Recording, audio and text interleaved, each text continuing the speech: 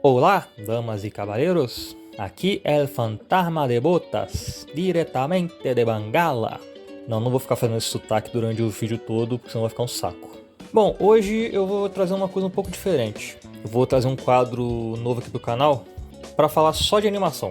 Porque animação é um tópico que eu gosto, é um tópico que eu entendo. Tenho a intenção de me tornar um animador em algum momento. Então é bom poder exercitar conhecimento de alguma forma, né? Fazendo vídeo eu testo meus conhecimentos e passo pra galera, né? A ideia do quadro, que ainda não tem nome, pensei em animações fantásticas e onde habitam.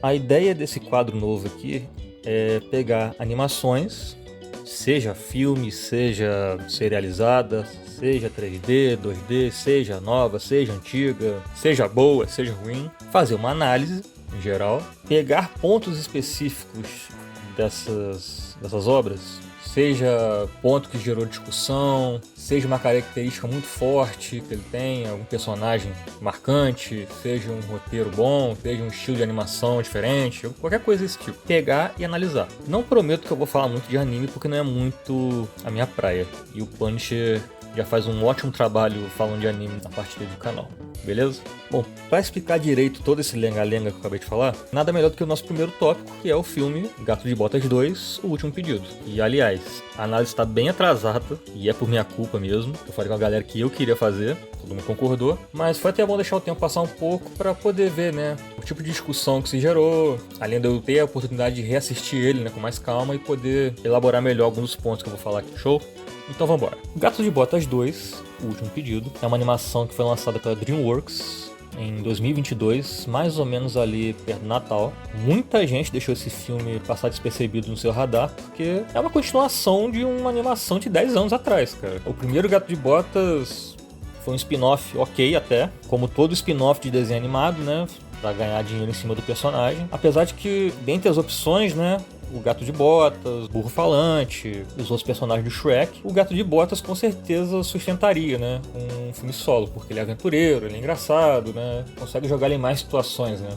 E esse limbo de 10 anos que o filme sofreu, ele passou por diversas mudanças no roteiro, né? Mudaram o estilo de animação do que era o Shrek antigo, né? Clássico. E o próprio Gato de Botas 1, né? Optaram por um estilo mais parecido com o do Aranha-Verso. Aliás, sobre isso, gente, eu tô planejando fazer um vídeo só sobre Aranha-Verso para analisar justamente a animação, beleza? Então eu vou deixar para me aprofundar mais quando fizer esse vídeo. Eu vou resumir aqui dizendo que tem gente que não gostou, tem gente que gostou, eu gostei muito, apesar de que não teve muita consistência, né?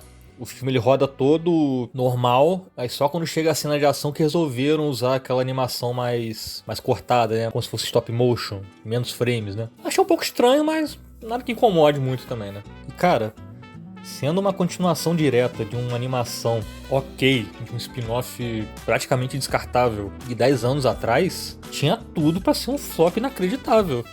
E por conta disso, ele não tinha nenhum direito de ser tão bom quanto ele foi, cara. A dublagem do filme tá excelente, tanto a original quanto a brasileira, mas a original tem um destaque que eu vou falar mais pra frente. O estilo de arte, ele é bem distinto, bem diferente do filme anterior. Ele optou por abandonar o realismo em prol de um estilo mais estilizado, né? Imitando muito pintura, né? Você consegue ver como se fossem as pinceladas de tinta nos personagens. Teve gente que não curtiu, prefere que a animação 3D seja mais realista. Teve gente que gostou. Eu tô num time que gostou, até porque eu sinto muita falta de animações 2D. E eles parecem que estão tentando a todo momento agora trazer de volta essa estilização, né? Isso aconteceu no Hotel Transilvânia, isso aconteceu um pouco nos filmes da Illumination, né? E agora o Aranha-Verso deu um passo a mais, né? Estão usando efeitos 2D dentro das animações 3D. Então meio que tá caminhando pra voltar, né? É o que me parece. Mas enfim, o roteiro é bem amarradinho, né? E ele tem temas que são bem maduros para um filme infantil, cara.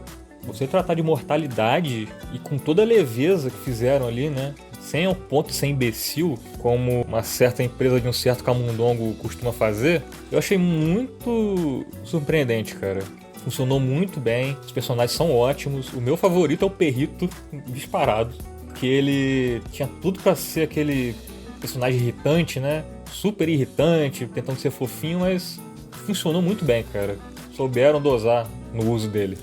E um dos grandes destaques do filme, sem dúvidas, foi o personagem do Lobo. Um interpretado magistralmente pelo Wagner Moura, no original em inglês. No caso, ele não fez a dublagem brasileira, né? Colocaram o outro ator. Mas que performance, cara. Ele deu uma rispidez na voz, um peso na voz do personagem que combinou muito. E é sobre ele que eu quero aprofundar o papo. Porque surgiu toda uma discussão na internet sobre qual o papel dele na trama. Afinal, o lobo é um vilão ou ele é um antagonista? Bom, a minha ideia aqui é analisar e dar a minha opinião. E não custa avisar, mas spoilers do filme a seguir, beleza? Beleza. Primeiramente, vamos analisar aqui os conceitos de vilão e de antagonista. E vamos ver como que os personagens desse filme se encaixam nessas definições. Show? Um vilão, essencialmente, é quem quer causar o mal ao protagonista. Ponto. Ele incorpora os medos e as falhas do herói e suas ações costumam impulsionar a trama. As motivações geralmente se resumem a ambição, cobiça, luxúria, busca por poder, vingança, etc, etc, etc. Um exemplo clássico no cinema seria o Darth Vader, falando só da trilogia original de Star Wars. Que mesmo que as sequências, as prequels, quadrinhos, spin-offs, etc. tentem até dar tons de cinza e mais camadas ao personagem, analisando que somente o primeiro filme, as ações dele movem a trama desde o início. Ele captura a Princesa Leia, ela manda o R2 lá com a mensagem chega até o Obi-Wan e o Luke e eles vão tentar salvá-lo. Ele não tem qualquer respeito, até mesmo pelos seus aliados, não que o cara é mau. Ele é movido pela ambição de vencer os rebeldes, né? E pelo seu desejo de vingança contra o Obi-Wan, e tenta a todo custo matar os mocinhos. Sem falar que, mesmo sem a revelação da sequência de que ele na verdade é o pai do Luke, ele já representa o que poderia acontecer ao Luke se ele caísse pro lado negro, já que ele também foi um pupilo do Obi-Wan que se voltou pro lado negro. Então será que foi culpa do Obi-Wan? Será que foi a natureza do personagem? Até então a gente não sabia, né? Então tudo isso aí já meio que faz um reflexo distorcido do que o Luke poderia se tornar. Isso foi até mais explorado nas sequências. E com certeza a revelação sobre a paternidade é um grande reforço para isso. E muito mais direto, sem dúvidas. Mas o primeiro filme já deixa isso bem estabelecido, na minha opinião. Já o antagonista é simplesmente um obstáculo na história. Não necessariamente ele quer causar o mal ao protagonista ou outros personagens, mas as suas motivações são conflitantes com a do herói da história. Pode ser algo simples, como um adversário num filme de esportes, né? Um filme de luta, um filme de corrida, uma força da natureza, por mais que não seja um personagem, acaba virando um obstáculo, um animal selvagem, que não tem vontade própria, né? Só segue instinto, um soldado ou policial que só segue ordens. Ele pode até questionar essas ordens se elas forem imorais, mas ele vai arrumar um jeito de cumprir. E por aí vai. Todo vilão é um antagonista, mas nem todo antagonista é um vilão. Show? Concordam? Discordam? Deixem nos comentários. Agora vamos analisar os adversários desse filme. Eu vou chamar de adversários para facilitar, porque já tem vilão, já tem antagonista. Se eu chamar todo mundo de antagonista agora, pode causar mais confusão ainda, né? Então, adversários. Vamos ver quais são as motivações e os papéis deles nessa trama. Começando pela mais simples de entender, que é a Caixinha dos Dourados. O objetivo dela é alcançar a estrela e fazer o seu pedido. Ela não necessariamente quer causar algum mal pro gato, e mesmo que chegasse ao ponto que ela ameaçasse matá-lo, seria simplesmente porque ele está no caminho dela, do mesmo jeito que ela está no caminho dele. Fazendo a comparação com o filme de corrida, como eu falei anteriormente, eles são competidores ali, nada mais. E no fim, ela demonstra uma natureza bondosa, e até se alia ao gato na luta contra o João Trombeta. Então, é fácil de entender que ela se encaixa como antagonista, e nada mais. Certo? E falando no João Trombeta, ele também é um antagonista. Porque apesar de ele o tempo todo ficar falando que ele é mau, como Pica-Pau, ele é malvado, aquela coisa toda, né? Chega a ser cartunesco pra caramba. E até demonstrando isso, né? Especialmente na maneira como ele trata seus aliados. Aí fazendo outra alusão ao Darth Vader, né? Que passava o rodo no Império. Pro gato, ele também é só um obstáculo no caminho da estrela. O João Trombeta com certeza seria capaz de matar qualquer um que se pusesse entre ele e o objetivo. Mas no fim das contas, o que importava pra ele era fazer o pedido, com ou sem o gato. E mesmo no embate final, ele não tá nem aí pros heróis. Ele só tá pensando no prêmio, ele tá indo atrás do mapa. Então, mesmo ele tendo essa natureza malvada, ele pro gato não representa nada, além de um obstáculo no caminho. Mais um competidor nessa corrida. Ponto. Então chegamos ao lobo. Esse sim, o grande vilão da história. O lobo representa o maior medo do gato, que é o medo da morte. Literalmente a encarnação do maior medo do personagem nessa história.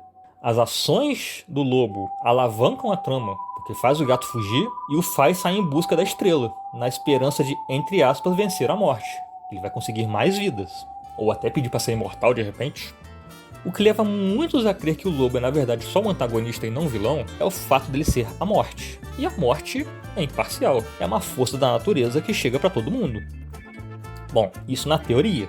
Se o lobo fosse uma força passiva na história, que só aparecesse quando o gato corresse perigo de morrer e só aguardasse para coletar a alma do gato, ele até poderia se enquadrar mais como antagonista do que vilão.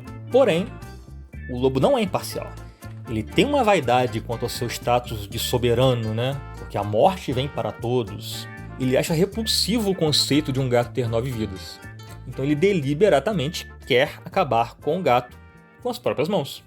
E é aí, nesse momento, em que ele decide que quer matar o gato, que ele deixa de ser uma força antagônica passiva e imparcial e passa a ser o fatídico vilão da história, perseguindo o gato a todo momento, na esperança de conseguir seu prêmio, sempre se deliciando com o medo do gato, o instigando a todo momento e mexendo diretamente com sua psique.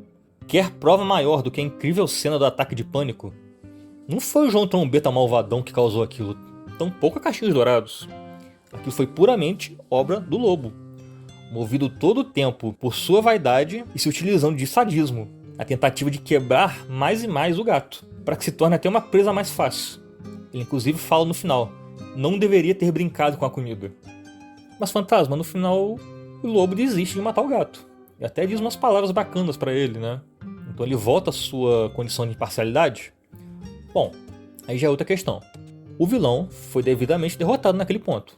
Ele estava se divertindo com toda a tortura psicológica que estava causando no gato, que tinha como objetivo enfraquecê-lo para tornar a devida ceifada final mais fácil.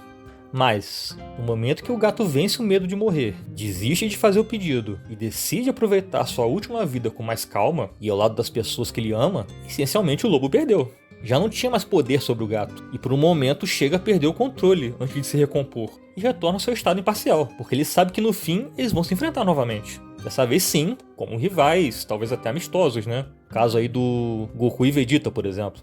E falando novamente do Darth Vader, é basicamente o que acontece no final do Retorno de Jedi. O Luke vence o Vader em combate, mas recusa-se a matá-lo. Ele já venceu o vilão, ele já se mostrou superior, e ao poupar a vida do Darth Vader, ele está contrariando até a vontade de seus mestres e do próprio Imperador, que ao ver a fraqueza, entre aspas, do Vader, viu no Luke a oportunidade de talvez virar seu novo aprendiz, né? Essa ação faz o Vader sofrer uma mudança interna também. Nesse caso, desperta o instinto de defender seu filho. Isso o torna o herói da história só porque ele voltou pro lado da luz? Ou mesmo um antagonista?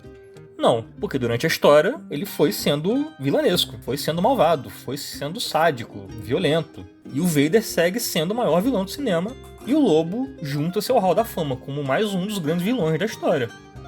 Afinal, não é por coincidência que escolheram a figura do Lobo Mau para representar a morte, já que ele é um dos vilões mais antigos e proeminentes nas fábulas e contos antigos, e sempre foi uma alegoria para a morte, em todas essas histórias.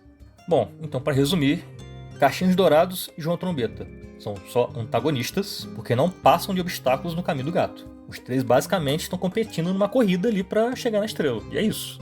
E o Lobo é quem de fato pode ser intitulado o vilão dessa história, porque ele é a encarnação do maior medo do personagem, ele faz a trama seguir, faz a trama iniciar na verdade, com suas atitudes sádicas, suas motivações puramente vaidosas, que o fazem sair de seu papel imparcial e tentar causar mal físico e psicológico ao nosso querido protagonista. El Gato de Botas. Bom, mas e vocês? Concordam? Discordam? Interpretaram de outra forma? Deixem aí nos comentários. E se caso tenha rolado essa discussão na sua roda de amigos, compartilhe esse vídeo com eles. Ainda que o objetivo não seja formar uma opinião definitiva, certamente pode ajudar a dar uma nova perspectiva nessa questão toda. No mais, vou ficando por aqui. Hasta la vista. Valeu!